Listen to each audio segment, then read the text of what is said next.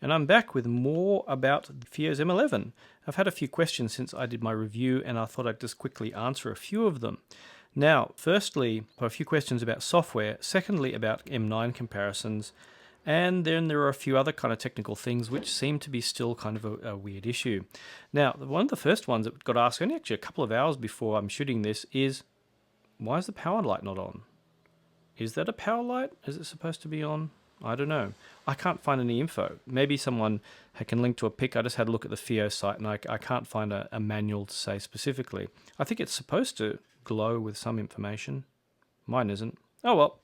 We'll figure that out. And I couldn't find any settings anywhere that mention it. Oh well, we'll just leave that one as a mystery for later.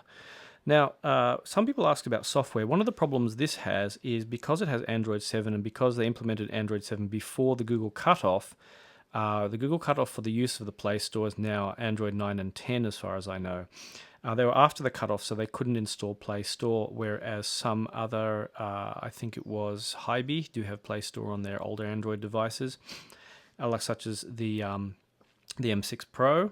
So that means some apps are not going to work fully. Now I tried TuneIn Radio. It plays music. Now it should be able to store offline if you do have an account.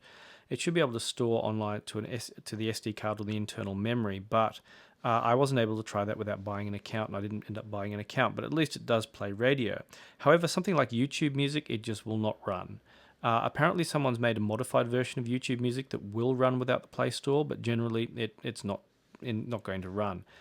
So it's very dependent on whether you need Play Store or not. Another thing, for example, the upsampling, the DSD, all to DSD setting in the settings. Now that setting whether the main FiiO app or any third-party app would change all the music to DSD64, and output it that way. And that's left a couple of questions about the settings, about things that people don't understand. So there's the Alter DSD. Now that outputs at DSD64, and that's probably not like as ideal as say Onkyo's HF player, which again it doesn't have the Google Play Store, so you can't register it. But if you do register, it will output DSD 5.6, which I have that on my phone, and that's kind of the highest rate you can output without running into kind of bandwidth problems. But I don't know if that's going to be of any particular benefit. I mean, you can play with it if you're using external DAC or something like that, but it's probably not going to make a significant difference on a DAP like this. Some external devices, they benefited from the Onkyo HF players upsampling like some old Sabre DACs, but nowadays most stuff should sound fine. But for me, I consider it a bit of a battery waste of battery life for that feature. But probably one of the things that people didn't understand was SPDIF out. Why is this DOP and D2P thing here? Well, that's to do with DSD, because the way DSD is transported, there are actually 2 or 3 different methods of doing so, but essentially, the standard is DOP and you should leave it like that, but D2P is another method that works with some DACs and not others. It's kind of a complex thing, but the best thing is just to not touch it. Anyhow, that's the software covered. Someone asked me about loudness with HD6XX. Now, with full-sized headphones, while it will power them better, and especially against, say, something like this M9, which very clearly hits a wall when you start turning up the volume with full-sized headphones, with the M11, you do run out of volume, but it doesn't start clipping. So with the HD6XX, it will not get really loud, but it'll get loud enough. If you listen really loud levels, now note that you are damaging your hearing, and so you don't really want to go louder, especially for long periods of time with listening to music. I mean, 90 decibels at 30 minutes is hearing damage level, and that's really not that loud. That's only kind of moderately loud above standard. And I just went to the local aquarium and I measured 90 decibel peaks in their PA system. I was like, I want to find the control room and go and tell them to turn it down, because there are a lot of kids there who are going to be sitting there listening to this stuff blasted in their ears. Yeah, people just don't think about this kind of stuff, especially even in PA systems. It's not really hard to get to 90 dBs at all. So that's something to consider if you do like really turning it up with full-sized headphones. This is going to be a bit of a limitation.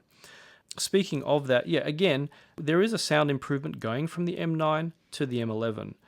This sounds a little bit more compressed, a little bit less detailed, whereas the M11 sounds a little bit more detailed, a little bit better. And the last thing I was listening to was this Jazz at the Pawn Shop, which is very famous and high quality music. And you can kind of hear more separation. We can hear more detail between the instruments with the M11.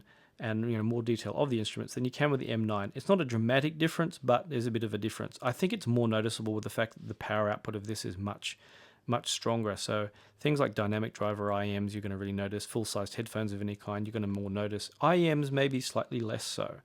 But it is a jump up. But I think, remember, it's not just, I know a lot of people ask about, well, I just want to hear about the sound quality. And you have to think that going from this to this is a jump up in not just sound quality, but in many other things as well. And one of those things was kind of speed in terms of user interface speed. I was talking about, I do my usual test of, say, scrolling through the album art and seeing how quickly it scrolls and loads. And someone was saying, oh, well, actually, the reason it's loading slower, you can fix that by getting a faster micro SD card. So if you get something like a SanDisk Extreme, you'll probably load a bit faster. Now, I did this not a few minutes ago, and it was loading this quick. But for me personally, I wouldn't bother with the SanDisk Extreme just for the fact that the album art might load marginally faster. I think my cards are usually SanDisk Ultra, and they're usually fast enough. And most SD cards or micro SD cards are optimized for write speeds because they're used in cameras. So read speeds are not going to be quite as optimized. At least that's my understanding. But all the same, if you do care about having your album art load really fast, or you are moving music backwards and forwards across cards a lot, you probably would want to go for the faster card because it does still take a while to load music onto even an Ultra if you're loading like gigabytes and gigabytes of music. So that was an interesting one that came up.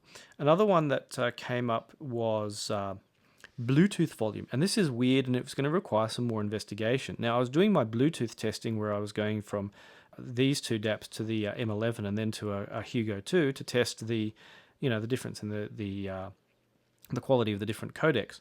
Now, the interesting thing was the volume was louder when I used the M9 than it was using the M2X. And I was like, what? And then someone was saying that some Bluetooth volume is boosted, but that wouldn't make sense. Why would they boost the Bluetooth volume?